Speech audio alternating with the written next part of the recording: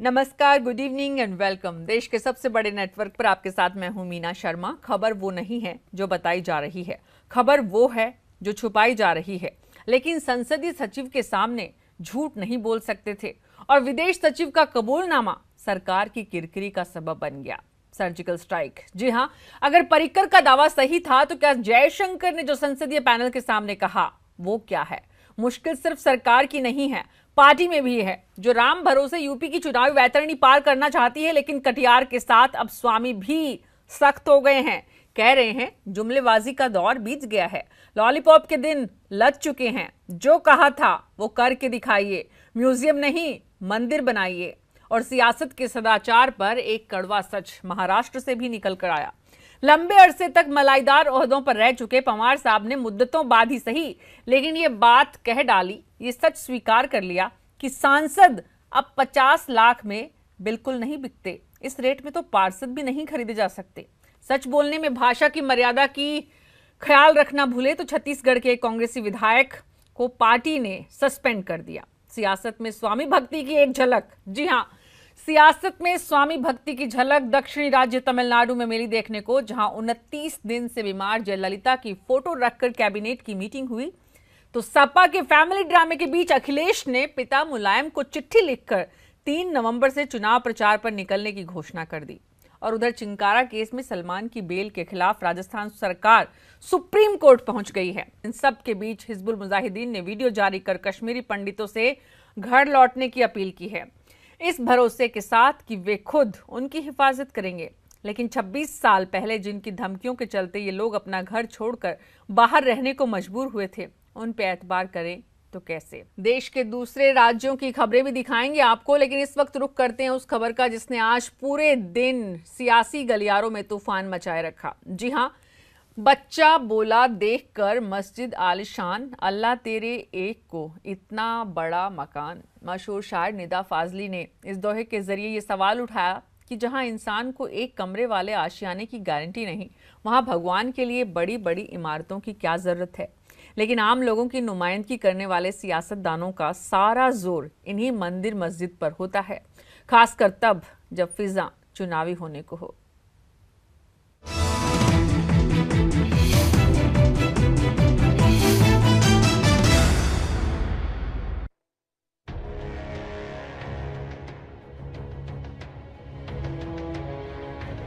राम हमारी आस्था का केंद्र है, राम हमारे कण कण में बसे हुए हैं, राम इस अयोध्या की माटी के रस में बसे हुए हैं। जिनको इसमें राजनीति नजर आती है, मैं उन्हें चौपाई के माध्यम से ही बताना चाहता हूं कि जाकी रही भावना जैसी, प्रभु मूरत तिन देखई वैसी। मंगलवार को अयोध्या में पर्यटन मंत्री डॉक्टर महेश शर्मा की इस ललकार से साफ हो गया था कि उत्तर प्रदेश में बीजेपी राम भरोसे हो चली है। लेकिन जिस भावना का जिक्र वो विरोधियों के लिए कर रहे थे, वही भावना लिए एक शख्स मीडिया में नमूदार हो गए। रामायण म्यूजियम को लॉलीपॉप बता दिया। बड़ी भारी मिस्टेक हो रही। राम मंदिर के लिए प्रयास होना चाहिए, ये लाली पापी से काम नहीं चलने वाला। तो इस राम मंदिर पहले बनाए, बाकी तो सब बेकार की बात है। अंदर खाने आईना दिखाए जाने से बीजेपी परेशान हो गई। ऐसा लगा मानो अब कटियार पार्टी में अलग थलग पड़ जाएंगे।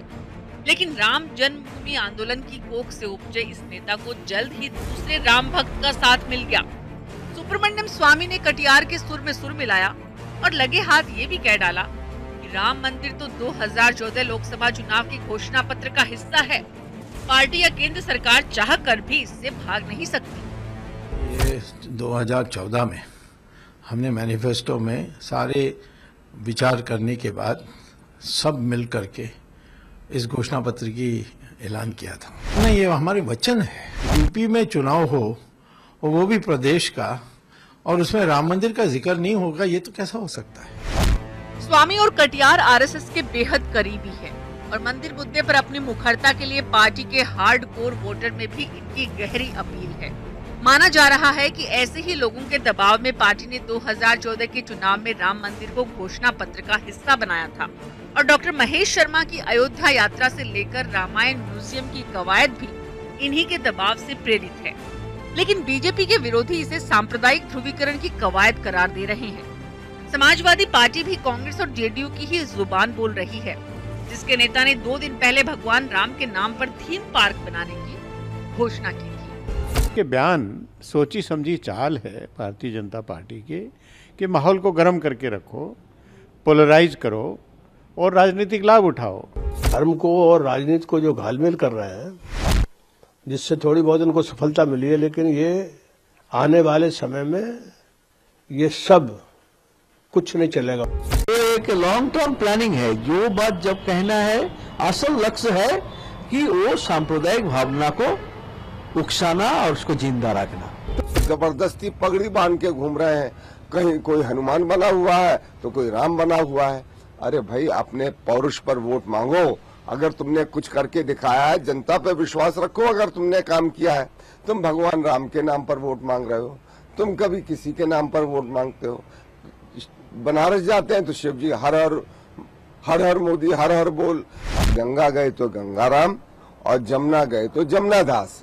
तो ये बनने की आदत छोड़ें और असली मुद्दों पर चुनाव लड़ें। जनता इस बात को जान ले कि राम मंदिर का निर्माण बिना किसी न्यायालय के फैसले के संभव नहीं है।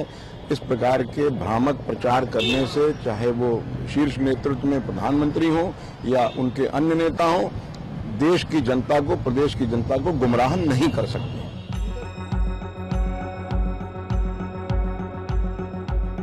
आनंद पटवर्धन की एक फिल्म है राम के नाम पर।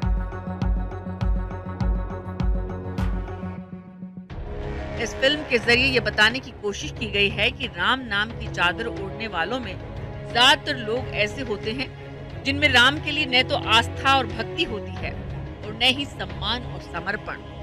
चुनावी चौखट पर खड़ी यूपी में भी आजकल वो लोग राम नाम की लूट में एक दूसरे को पीछे छोड़ते दिख रहे हैं, जिनकी आस्था में राम कम और वोट ज्यादा है, जिसके जरिए 5 साल तक सत्ता सुख की गारंटी मिल जाए।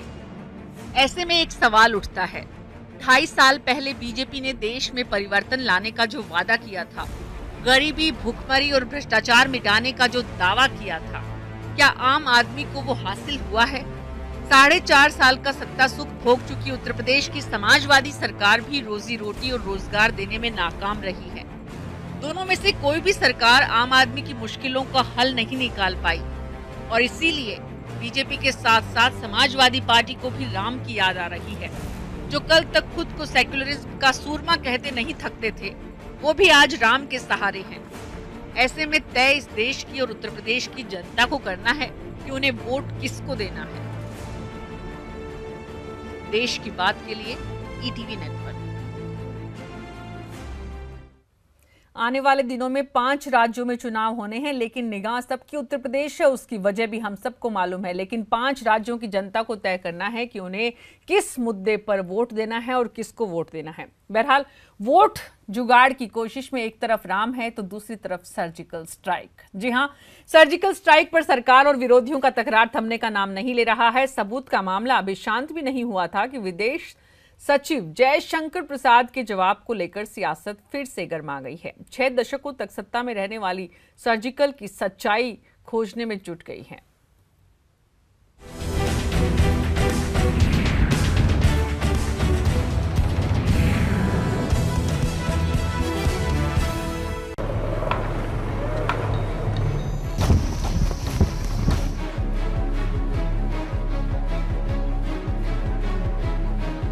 सर्जिकल स्ट्राइक पर देश की सियासत में संग्राम मचा हुआ है। सभी सियासी दल पाकिस्तान की सर्जरी पर सत्य की खोज कर रहे हैं, लेकिन मंगलवार को संसदीय समिति के सामने विदेश सचिव एस जयशंकर प्रसाद ने सांसदों के सवालों का जो जवाब दिया, उससे महाभारत मचा हुआ है। राजनीतिक दल कौन सच्चा है और कौन झूठा, इसकी तलाश कर रहे हैं। सूत्रों के मुताबिक राहुल गांधी, सत्यव्रत चतुर्वेदी, कर्ण सिंह, एनसीपी के सांसद डीपी त्रिपाठी, सीपीएम सांसद मोहम्मद सलीम की मौजूदगी वाली संसदीय समिति ने सवाल पूछा था, क्या पहले भी सर्जिकल स्ट्राइक की गई थी? ऑपरेशन पहले भी हुए थे, लेकिन जितने बड़े पैमाने पर हुए वैसा पहले कभी नहीं हुआ। ये पहला मौका है जब सरकार ने इसे सार्वजनिक किया है। बस फिर क्या था? ये बात सामने आते ही कांग्रेस समेत तमाम विरोधियों ने केंद्र सरकार के दावों पर सवाल उठा दिए। ओछी राजनीति करने की तोहमत मढ़ दी। कि क्या माननीय रक्षा मंत्री सच नहीं बोल रहे थे, इस देश से सच नहीं कह रहे थे? बार बार जब कहा गया तो माननीय प्रधानमंत्री चुप क्यों रहे? 4 शब्द चाहिए थे बोलने को कि हमें गर्व है और हम बहुत संतुष्ट हैं कि देश हमारा समर्थन कर रहा है, कांग्रेस हमारी समर्थन कर रही है। साथ साथ हम ये कह दें कि पहले कांग्रेस काल में और कालों में भी हुआ है ये।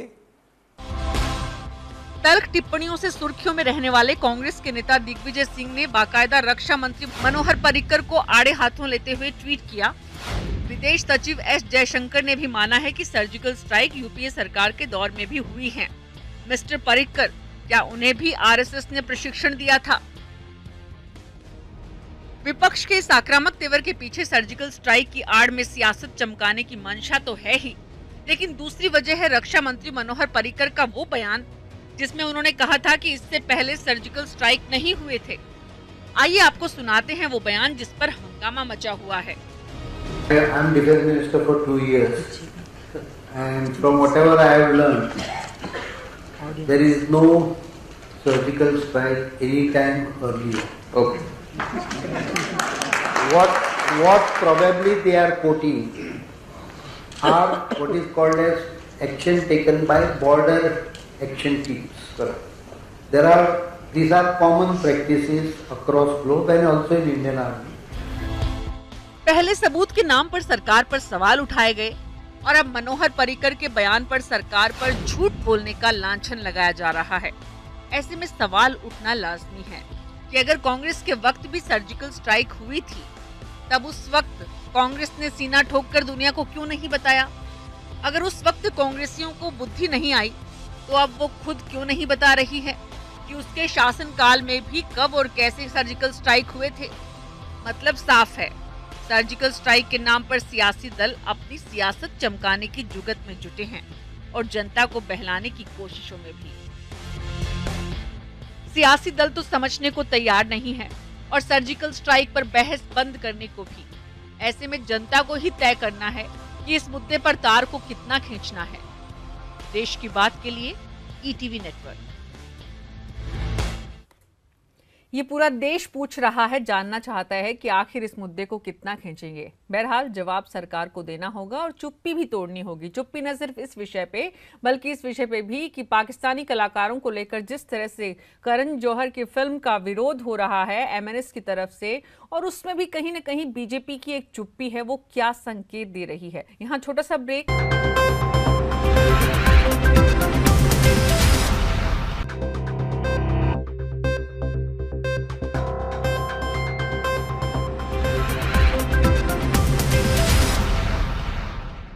ईटीवी नेटवर्क पर देश की बात में एक बार फिर से आपका स्वागत है। मोहम्मद इकबाल ने लिखा कि कुछ बात है कि हस्ती मिटती नहीं हमारी, सदियों रहा दुश्मन दौरे जमा हमारा। ना तो हमारा इतिहास एक है, ना भाषा एक है और ना ही मजहब एक है। बावजूद इसके आज़ादी के बाद से देश में लोकतंत्र की जड़ें मजबूत लगातार होती रहीं। इसकी सबसे बड़ी वजह है भारतीय सोच, जिसमें सबकी अलग पहचान है, सबके अलग विचार हैं। फिर भी तानाशाही के लिए कोई जगह नहीं है। यही खूबसूरती है भारतीयता की। हर मुद्दे पर हम खुलकर अपने विचार रखते हैं, बहस करते हैं। आज पूरे देश में चर्चा छिड़ी हुई है कि करण जौहर की फिल्म ए दिल है मुश्किल की रिलीज को लेकर, जिसकी मुश्किल बन गई है चारों तरफ। पाकिस्तान के कलाकार फवाद खान जो फिल्म में अहम किरदार में है, आज एमएनएस ने धमकी दी कि फिल्म रिलीज नहीं होने देंगे।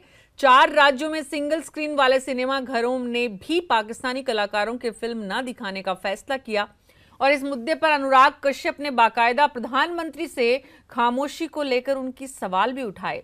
लेकिन विवाद को बढ़ता देखकर अब करण जौहर ने कहा है कि वे पाकिस्तान के कलाकारों के साथ भविष्य में काम नहीं करेंगे। सवाल यह है कि अगर सरकार ने फिल्म पर कोई रोक नहीं लगाई तो फिर फिल्म का विरोध कहां तक सही है, कितना सही है? क्या कला को भारत पाक रिश्तों के दायरे में रखकर देखना ठीक है? इन सवालों पर चर्चा करने के लिए हमारे साथ हैं फिल्म निर्देशक हरित ऋषि पुरोहित साहब, बीजेपी प्रवक्ता अश्विनी उपाध्याय और म्यूजिक कंपोजर डीजे शेजबुट साहब। आप सभी का बहुत बहुत स्वागत है। शुरुआत में आपसे करना चाहूंगी अश्विनी उपाध्याय, क्योंकि आपका कहीं एमएनएस से सीधा तो नाता नहीं है, लेकिन शिवसेना भी एमएनएस के साथ अगर सुर में सुर मिला के बोल रही है और आपकी चुप्पी है, तो इस चुप्पी का क्या मतलब समझा जाए?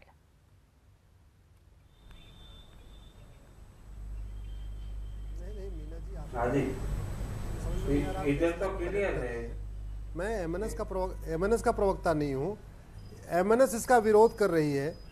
ये दो लोगों के बीच का विषय है, एक एमएनएस, दूसरा करण जौहर, और पूरी तरीके से व्यावसायिक विषय है, इसलिए उसको भारतीय जनता पार्टी का इसमें कोई रोल नहीं है। भारतीय जनता पार्टी का कुछ लेना देना नहीं है। हाँ, लेकिन जिन स्थितियों में अभी वीडियो आया है करण जौहर साहब का, मुझे लगता है अगर उस वीडियो को रिलीज करने के बजाय आप लोगों को, पत्रकार को, सारे मीडिया को बुला लेते, जो भी डाउट्स थे या जो भी उनको कुछ कहना था उसके माध्यम से कहते, तो मुझे लगता है ज़्यादा इफेक्टिव होता, बजाय कि सीधे वीडियो रिलीज कर देना। क्योंकि वीडियो एक तरफा संदेश होता है, उसमें सामने वाला क्या पूछ रहा है, क्या जानना चाहता है, वो हो नहीं पाता है। तो ज़्यादा अच्छा होता है करण जौहर एक प्रेस कॉन्फ्रेंस बुला लेते, बुला के अपनी सारी तथ्यों को रख देते, आप मीडिया के लोग जो सवाल पूछना चाहते हैं वो सवाल पूछ लेते, तो ज़्यादा क्लैरिटी आ जाती है।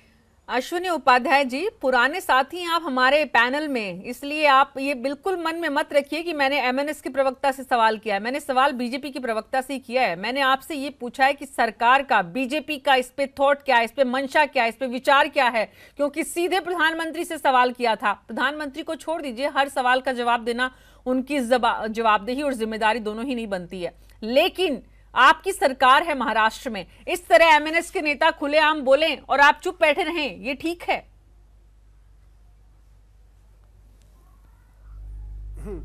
देखिए, सरकार चलती है मीना जी, आपको भी पता है, वो किसी की जबान पे ताला नहीं लगाती है जब तक कि वो गैर कानूनी ना हो।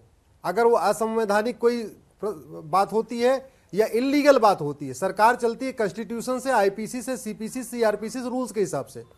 अगर एमएनएस के लोगों ने कुछ अवैध या गलत तरीके से कोई बात रखी है, तो निश्चित रूप से करण जौहर साहब को बाकायदा प्रेस में जाने के बजाय, वीडियो रिलीज करने के बजाय एफआईआर करा देना चाहिए। एफआईआर दर्ज करवा दें, उस पर जो पुलिस होगा अपना पुलिस काम करेगी। हरित ऋषि पुरोहित साहब, बीजेपी का क्या सोच है, इसका जवाब तो उन्होंने नहीं दिया अभी तक, लेकिन करण जौहर को क्या करना चाहिए था ये दोनों बार बताया। क्या वाकई में करण जौहर को वीडियो सामने लाने की बजाय मीडिया को फेस करना चाहिए था, मीडिया को जवाब देना चाहिए था, मीडिया के सामने मुखातिब होना चाहिए था? हाँ जी, वो तो एकदम ज़रूरी है, क्योंकि आप डायरेक्ट पब्लिक को वीडियो दिखाते हो और अपनी फिल्म का प्रमोशन नेगेटिव वे से कर रहे हो, तो अच्छी बात तो यही है कि आप एक अच्छी सी प्रेस कॉन्फ्रेंस करो, आप मीडिया को बोलो, आप उसको बोलो कि आप इसमें इसका जो सही जो पहलू है उसको आप उजागर करो, क्योंकि अल्टीमेटली जो फिल्म है वो ऑडियंस के लिए ही बनी है ना, वो ऑडियंस भी जो देशभक्त है ना, तो ऐसा सीधा मार्केटिंग करने का कोई मतलब नहीं बनता। ये मार्केटिंग स्टंट है पूरी तरह से डीजे शेजवुड साहब। तो मुझे तो लगता है कि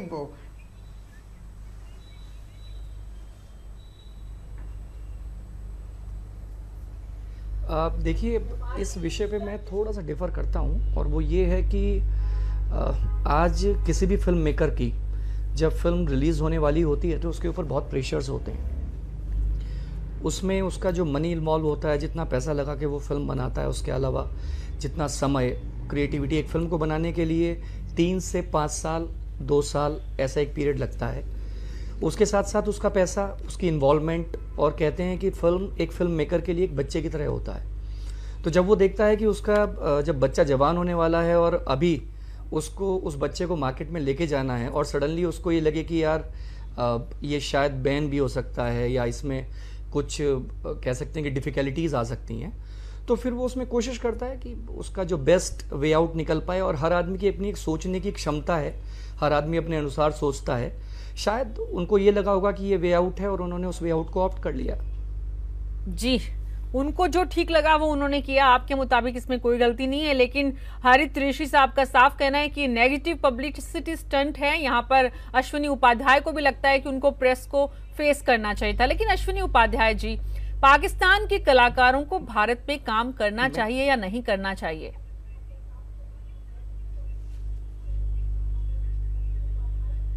देखिए, इसके लिए मीना जी, आप तो बहुत ही वरिष्ठ पत्रकार हैं। कोई भी चीज सार्वभौमिक नहीं होता।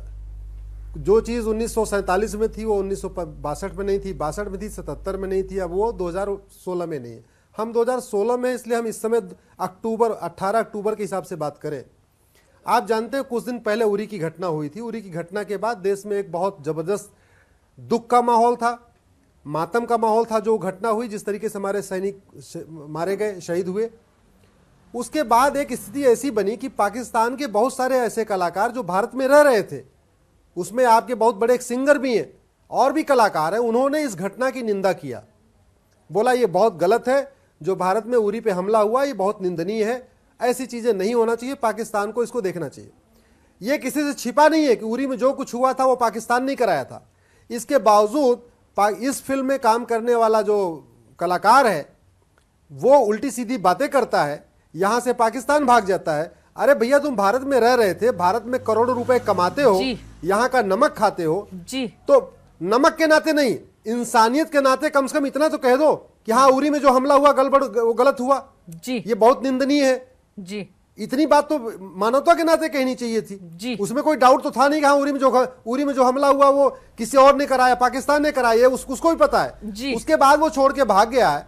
तो मुझे लगता है कि ये हमारे फिल्म, मैं कुछ सलाह नहीं दे रहा हूं, लेकिन एक हमारा अपना ये मानना है कि कम से कम हमारे जो बॉलीवुड के जो डायरेक्टर हैं, प्रोड्यूसर हैं, हाँ। इनको इस चीज को ध्यान में रखना चाहिए कि क्या भारत में टैलेंट की कमी हो गई है, और अगर भारत में टैलेंट की कमी हो गई है तो कम से कम एक दो हीरो बांग्लादेश से भी ले लो, यानी पाकिस्तान से क्यों लेना। अश्विनी उपाध्याय जी, प्लीज अश्विनी उपाध्याय जी, आप इतने वरिष्ठ हैं और बहुत खूबसूरती से आपने अपनी बात को रखा है, तो उसकी गरिमा को बनाए रखिए। अब इस बात को आप आगे बढ़ा के कि दो यहां से ले लीजिए, दो यहां से ले लीजिए, आपकी बात की गरिमा कम होगी। आपने बहुत अच्छे से कहा कि कोई भी पाकिस्तान के साथ भारत के रिश्तों की जो बातें हैं वो सार्वभौमिक नहीं हो सकती, वक्त के साथ बदलती रहती हैं।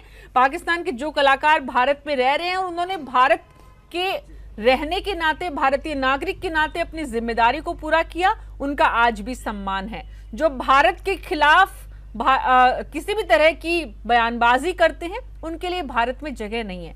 ठीक है, आपकी बात सरकार और पार्टी दोनों के नाते सही है, लेकिन ऐसे में उस फिल्म के जो डायरेक्टर हैं, उस फिल्म के जो निर्माता निर्देशक हैं, उनकी तो कोई गलती नहीं है कि उन्होंने उस कलाकार को उस वक्त लिया जब यहां पर सब कुछ ठीक था, जब पाकिस्तान जाकर भारत के प्रधानमंत्री भी प्रधानमंत्री को बर्थडे की बधाइयां दे रहे थे, वो वक्त था जब फिल्म बन रही थी।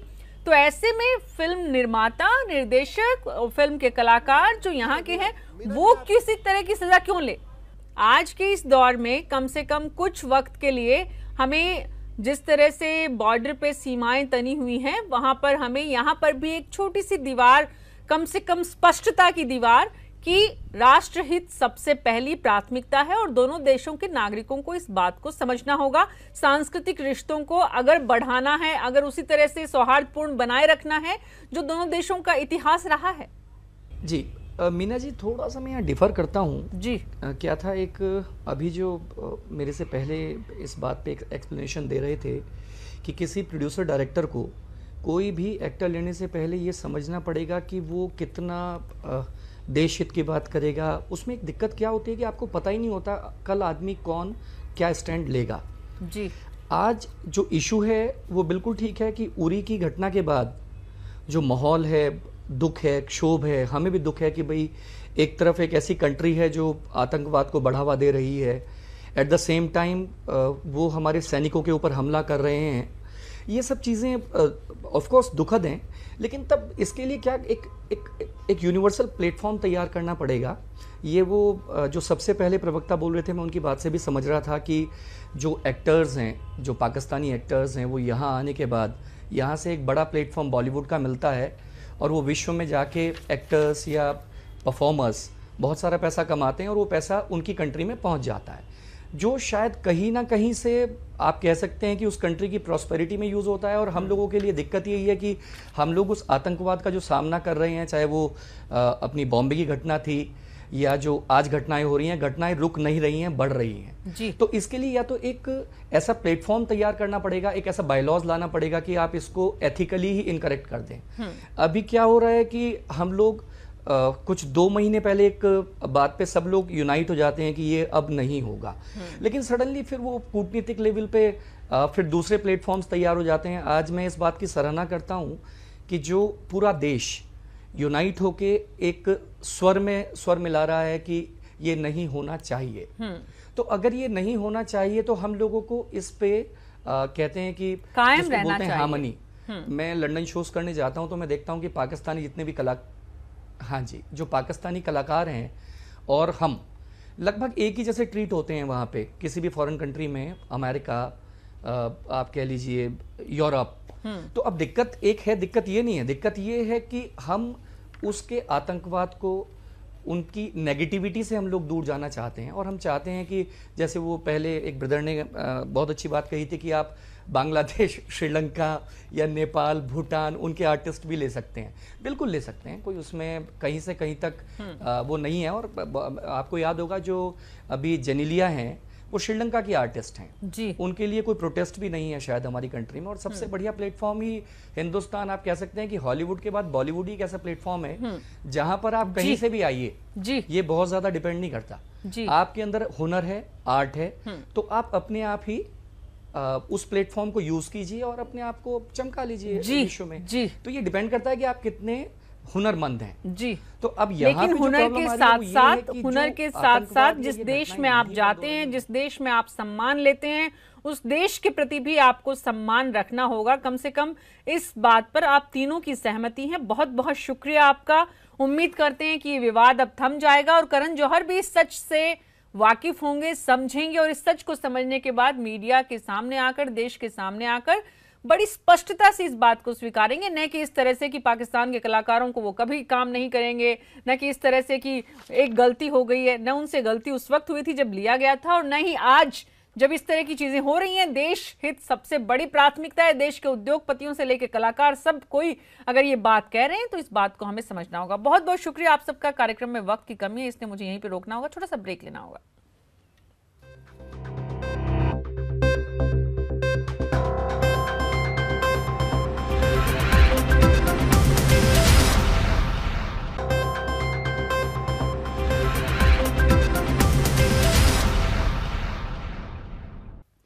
अपने लिए जिए तो क्या जिए, तू जी ए दिल जमाने के लिए। ये कहना तो आसान होता है लेकिन करना बेहद मुश्किल। देश की बात में आज हम आपको मिलवाते हैं ऐसा ही करने वाली चेन्नई की एक बेटी से, जिसका नाम है सौंदर्या राजेश, जो सालों से महिलाओं के लिए नए रास्ते बनाने का काम कर रही हैं। उन्हें सेल्फ डिपेंडेंट बनाने के लिए लगातार कोशिश कर रही हैं। भारत में महिला कर्मचारियों की संख्या बढ़ सके, इसके लिए लगातार प्रयासरत हैं। सौंदर्या को इस साल 100 विमेन अचीवर्स अवार्ड मिला राष्ट्रपति की तरफ से। साथ ही संयुक्त राष्ट्र संघ और नीति आयोग की तरफ से चुनी गई 25 विमेन ट्रांसफॉर्मिंग इंडिया में भी शामिल हुई। इसके अलावा 2006 में अब तक इस बेटी की झोली में कई अवार्ड आ चुके हैं। ये देश का स्वाभिमान है और हमें इन पर अभिमान है।